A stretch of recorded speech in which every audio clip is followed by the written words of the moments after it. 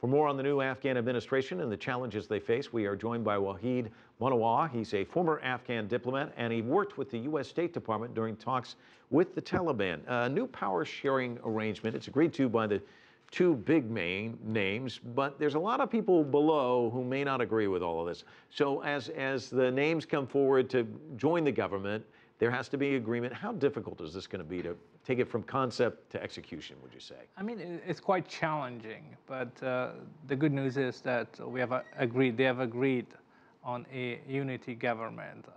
When I was part of the Afghan government, I always advocated for President Karzai to have a healing process, that Afghanistan needed a healing process, a healing time, that for everybody to have a discussion, to talk. The Afghan genius is that they always play the ethnic card. The ethnic card could be sometimes be very, very disastrous, or sometimes it could bring people together. Today, we witnessed that it brought everybody together. Afghanistan has enormous challenges, and on the paper it looks good. I was reading that tomorrow they will sign the bilateral security agreement with the United States. That's very huge. Not in terms of the strategic importance of Afghanistan, but for the deterrence. All other neighbors that have different views of Afghanistan, different intention for Afghanistan, perhaps it's a time for them to change their policy.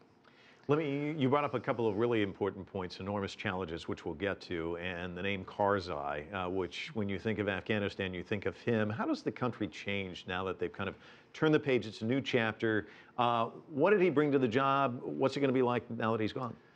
He was my former boss. He's a wonderful son of Afghanistan. He loves Afghanistan. He means well. But he had rendered the political environment very poisonous. It was poisonous for the fact that he antagonized the West. We needed the West. Afghanistan cannot survive. We have a military of 350 officers, which costs $5 billion a year. Without the aid of the West, we cannot survive. If we cannot pay those officers, if we cannot pay our teachers, this is going to create a domestic turmoil. So Mr. Karzai, as charming as he was, I think he didn't get the politics right. You know, he had the good intention, but he went to the wrong way. Sometimes he was confused. It's kind of difficult.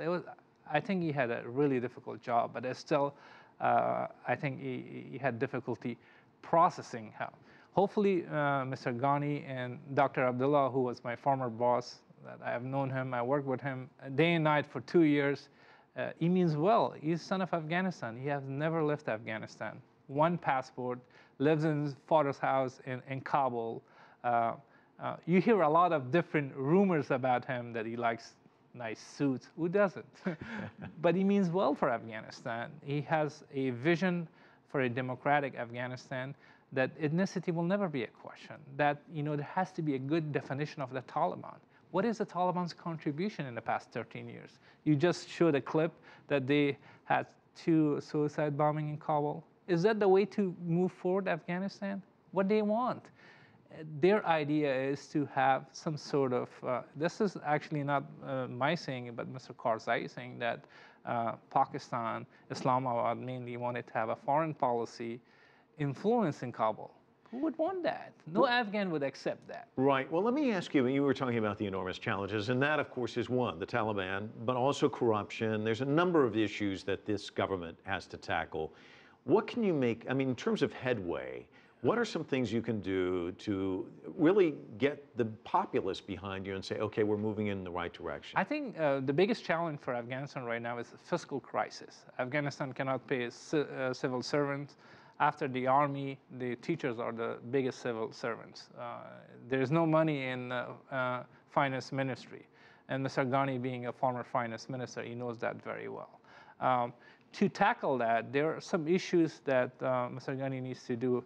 For example, that he needs to bring people that were part of the Kabul bank robbery, if you will, that took $1 billion out of the Kabul Afghanistan bank to justice. Mr. Karzai was reluctant about that. So Mr. Ghani, during the campaign, he said that I will bring people to justice and I will make sure that the Kabul bank does not repeat that. So fiscal crisis, I think it's an enormous challenge. Corruption, of course. He said that this was his theme of his campaign, that the biggest veneration for rule of law will come from him.